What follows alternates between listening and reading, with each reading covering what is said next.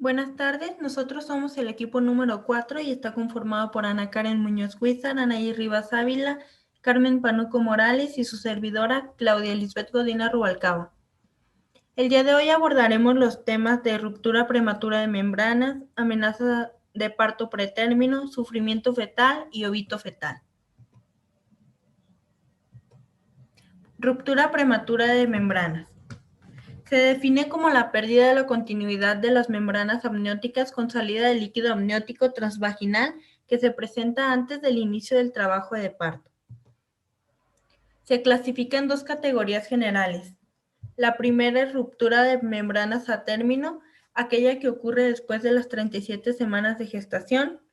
La segunda, ruptura de membranas pretérmino, la que se presenta antes de las 37 semanas de gestación, que a su vez se clasifica en previable, menor o igual a 23 semanas, lejos del término, de las 24 a las 32 semanas, y cercana al término, de las 33 a las 36 semanas.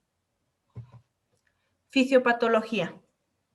La ruptura de las membranas fetales durante el trabajo de parto se ha atribuido a una debilidad generalizada de estas debido a las contracciones uterinas y al estiramiento repetido. Se ha encontrado disminución de la fuerza tensil de las membranas luego del trabajo de parto, comparado con aquellas en las que se termina el embarazo por cesárea. En la ruptura prematura de membranas ha sido más difícil establecer debilidad en las membranas fetales cuando esta ocurre. Al compararlas con membranas que fueron rotas artificialmente durante el trabajo de parto, se ha identificado un área cercana al lugar de ruptura y se ha descrito como zona de morfología alterada, presente antes de la ruptura de la membrana y debida al trabajo de parto. Según Malak, es posible que esta zona represente el sitio desde donde se inicia el proceso de ruptura. Etiología. Infecciosas, aumento del volumen uterino, coito, anormalidades estructurales bioquímicas, trauma materno, abuso de sustancias, patología del cuello uterino, acortamiento de cérvix, antecedentes de parto pretérmino, fibronectina fetal positiva. Signos y síntomas. A menos de que aparezcan complicaciones en la ruptura prematura de membranas, el único síntoma es la pérdida de un chorro repentino de líquido por la vagina. Diagnóstico. Acumulación visible de líquido amniótico en la vagina o visualización de vernix o meconio. Evaluación del líquido vaginal que muestra elechificación o alcalinidad, color azul, en el papel de nitracina. A veces, amniocentesis bajo guía ecográfica para confirmarlo. Se realiza un examen con espéculo estéril para verificar la rotura prematura de membranas, estimar la dilatación cervical, recoger líquido amniótico para pruebas de madurez pulmonar fetal y obtener muestras de cultivos cervicales. El tacto vaginal, especialmente repetido, aumenta el riesgo de infección y es mejor evitarlo a menos que se anticipe un parto inminente. El diagnóstico de la ruptura prematura de membranas se sospecha si uno de los siguientes elementos está presente. El líquido amniótico parece estar saliendo del cuello uterino o el vernix o el meconio es visible. Si el diagnóstico es dudoso, puede instalarse índigo carmín usando una amniocentesis guiada por ecografía. La aparición del color azul en un tampón vaginal o en la compresa confirma el diagnóstico. Tratamiento. Extracción del feto si hay compromiso fetal, infección o la edad gestacional es mayor o igual a 34 semanas. De otro modo, se recomienda reposo pelviano, monitorización estricta, antibióticos y a veces corticoides. En el manejo de la ruptura prematura de membranas, requiere evaluar los riesgos de infección si se posterga el parto frente a los riesgos por inmadurez fetal cuando el parto es inmediato. Ninguna estrategia es correcta, pero en general los signos de compromiso fetal o de infección, por ejemplo, los resultados de los estudios fetales persistentes preocupantes dolor uterino más fiebre son indicación de realizar el parto. De otra manera, el parto puede postergarse por un periodo variable si los pulmones fetales aún están inmaduros o si el trabajo de parto puede iniciarse espontáneamente. Esto quiere decir en la última etapa del embarazo. Pronóstico. El pronóstico en el embarazo de más de 35 semanas feto viable es bueno, aunque no exento de complicaciones. Por el contrario, cuando ocurre antes de las 34 semanas es desfavorable y peor aún antes de las 32 semanas, pues la evolución está sujeta a una alta morbilidad y mortalidad fetal y neonatal. Por último, los cuidados de enfermería son los siguientes: monitorización continua de los signos vitales, aplicar medicamentos si está indicado, monitorización de líquidos, minimizar el riesgo de alteración de la diada materno-fetal, monitorización fetal electrónica, fomentar el reposo, observar el grado de vulnerabilidad del paciente a las infecciones y enseñar al paciente y a la familia a evitar infecciones.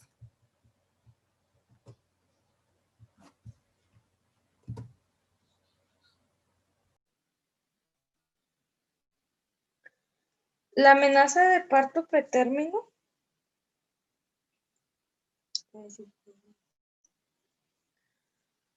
Esta consiste en la presencia de contracciones uterinas regulares asociadas a modificaciones cervicales. Estas ocurren de las 20 semanas y antes de las 37 semanas de gestación, independientemente del peso al nacer, y es una causa multifactorial.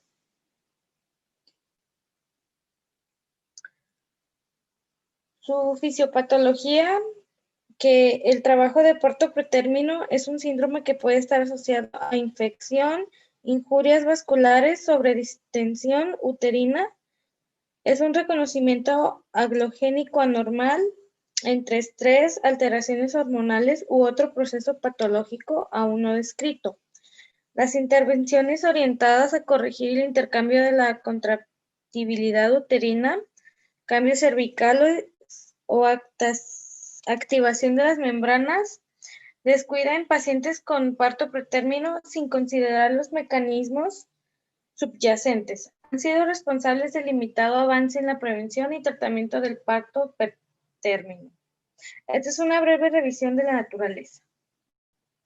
Sus causas son problemas en la madre, que son infecciones uterinas, enfermedades renales y cardíacas, alteraciones en el embarazo, haber sufrido un parto prematuro en embarazos previos, alteraciones en el útero, y hay más probabilidad de parto prematuro en madres menores de 17 años o mayores de 35. También tiene que ver el estado de la madre, embarazos múltiples, alteraciones en el feto o exceso de ejercicio físico.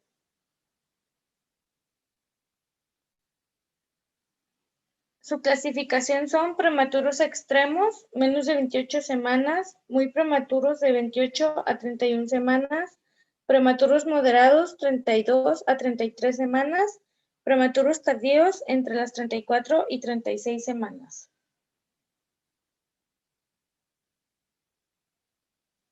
Algunos de los síntomas son contracciones, presión sobre el pubis como si el bebé estuviera empujando hacia abajo, dolor en la zona lumbar, cólicos, dolor en el abdomen con o sin diarrea, aumento de las secreciones vaginales o flujo vaginal o sanguinolento, sangrado vaginal o rotura de la bolsa.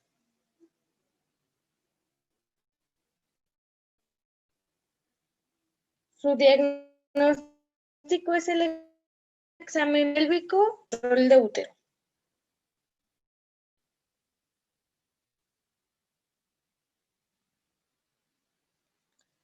También se tienen que realizar análisis de laboratorio. Estos resultados se recibirán junto con otros factores de riesgo. Asimismo, proveerá una muestra de orina que se analizará para detectar la presencia de ciertas bacterias.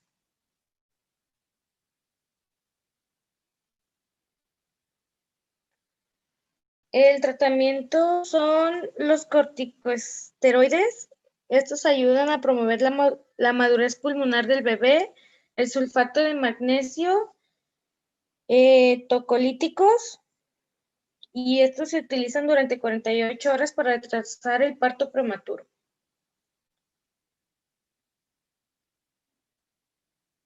Su pronóstico es la presencia de contracciones con un ritmo de 4 cada 20 minutos o de 8 en 60 minutos entre las 22 y 37 semanas de gestación.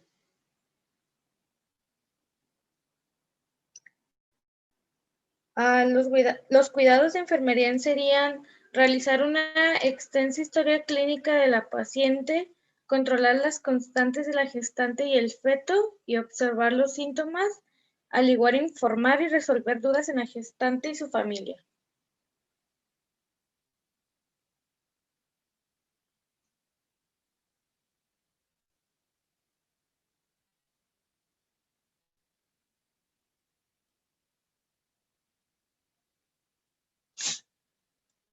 Durante la estancia hospitalaria sería toma de constantes de la gestante y del feto, observar los síntomas, canalización de vías venosas periféricas, administrar tratamiento prescrito, realizar diagnósticos de enfermería y plantar un plan de cuidados, informar y resolver las dudas.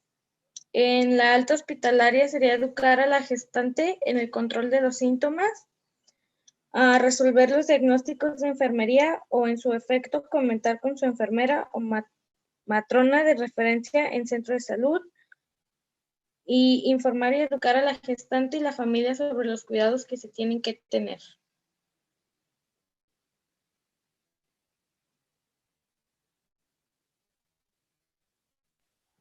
Sufrimiento fetal.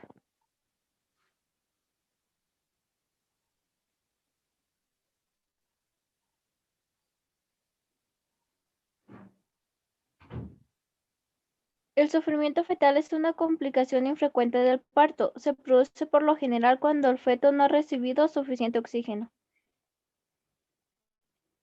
Puede ocurrir cuando el embarazo dura demasiado tiempo o ocurren otras complicaciones del embarazo o del parto.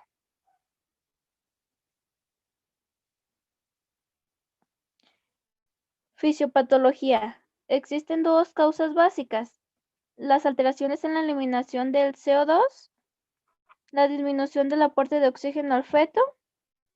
El intercambio metabólico depende exclusivamente de la normalidad de la función de la placenta.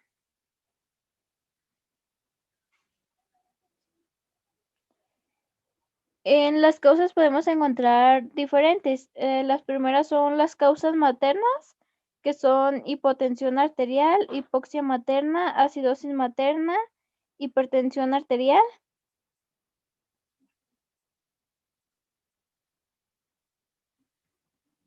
Causas placentarias, funiculares, causas fetales y uterinas.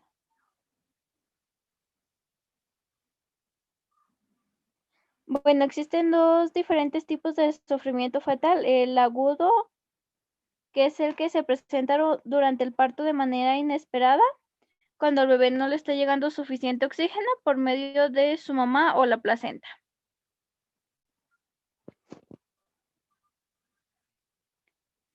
El sufrimiento fetal crónico se produce durante el embarazo, cuando la falta de oxígeno se va presentando poco a poco. No suele ser tratado de emergencia, ya que el bebé se va adaptando a esta condición.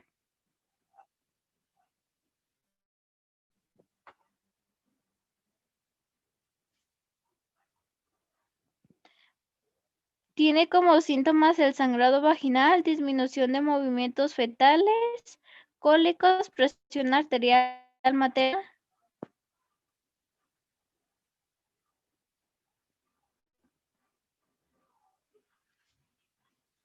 Diagnóstico. La auscultación de los latidos del corazón fetal permiten asegurar que el feto se encuentra vivo.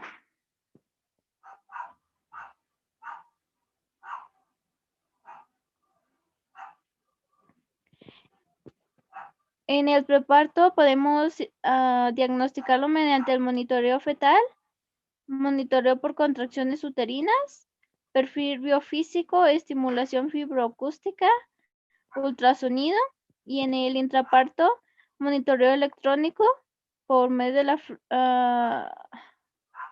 FSF, auscultación, oximetría de pulso fetal, el pH sanguíneo. En el posparto es mediante el APGAR, la gasometría del cordón umbilical y pruebas neuroconductuales.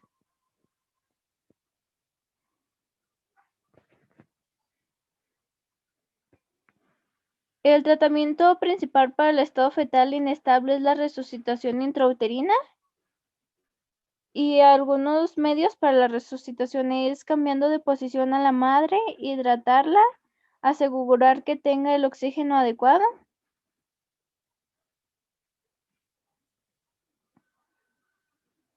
Su pronóstico es de la mortalidad perinatal se eleva a medida que se prolonga el embarazo, mayor incidencia de diagnóstico clínico de sufrimiento fetal intraparto que los embarazos a término.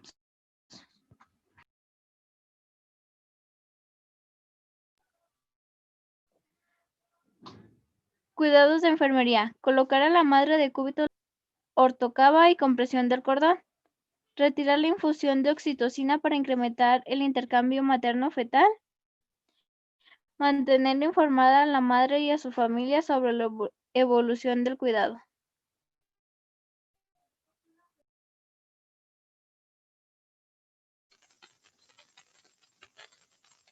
Óbito fetal.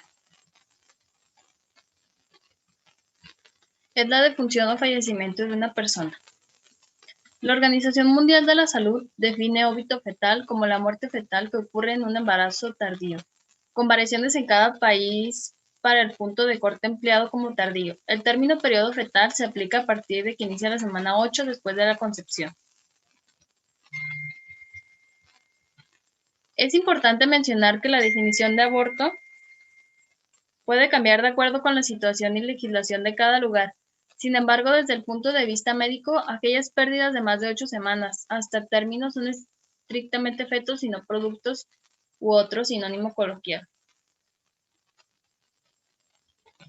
Tiene como fisiopatología la disolución o licuefacción antes de la 8ª semana, momificación entre la 9 y la 22 semana de muerto y retenido maceración luego de las 23 semanas. Grados de maceración. Primer grado, del 2º al 8º día de muerte. Tiene como característica que los tejidos se embeben y ablandan. Las vesículas llenas de líquido serosanguinolento. Maceración del 2º grado. Esta es desde el 9º día hasta el 12º día de muerto. Tiene líquido amniótico sanguinolento por rotura de vesículas. La epidermis se descama en graves colgajos, piel rota, feto sanguinolento. Suturas y tegumentos de la cabeza comienzan a embladecerse y a deformarse. Maceración del 3er grado. Esta va desde el 3er día en adelante. La descamación afecta la cara, los huesos del cráneo, la dislocan y crepitan. La placenta y cordón sufren las mismas transformaciones. Algunas de las causas más comunes son la diabetes mellitus, la preeclampsia, la hemorragia, el retraso del crecimiento, infecciones y anormalidades congénitas. Estas se clasifican en temprana, inmediata y tardía. La temprana va de difusión de fetos de menos de 20 semanas, que son abortos, es decir, desde el día 0 al día 139, y que pesan menos de 500 gramos. La inmediata es la difusión de fetos entre las 20 y 27 semanas de gestación. Son abortos tardíos y van del día 140 al 195. Con peso comprendido entre mayor a 500 gramos y menor a 1.500 gramos. La tardía va de funciones de fetos de 28 semanas de gestación. Va del día 196 o más, con peso mayor a 1.500 gramos. Esto se diagnostica por la ausencia de movimientos fetales, de crecimiento uterino y ausencia de frecuencia cardíaca fetal. Se puede sospechar ante la desaparición de percepción de movimientos fetales, retraso del movimiento fetal, regreso del tamaño de los senos, malestar general, secreción transvaginal sanguinolenta u acuosa con mucha agua. Sensación de peso en el abdomen, desaparecen los síntomas neurovegetativos, la reducción del sudor, la intolerancia al calor, la retención urinaria. Después de confirmar el diagnóstico de muerte, se debe solicitar a los padres que firmen enterados del diagnóstico.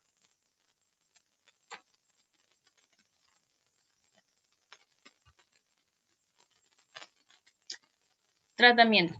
Tradicionalmente, el tratamiento de la muerte fetal temprana era por evacuación uterina quirúrgica hasta las 14 semanas de gestación y después de esa fecha por inducción del trabajo de parto con diferentes agentes, entre ellos la oxitocina y las prostaglandinas.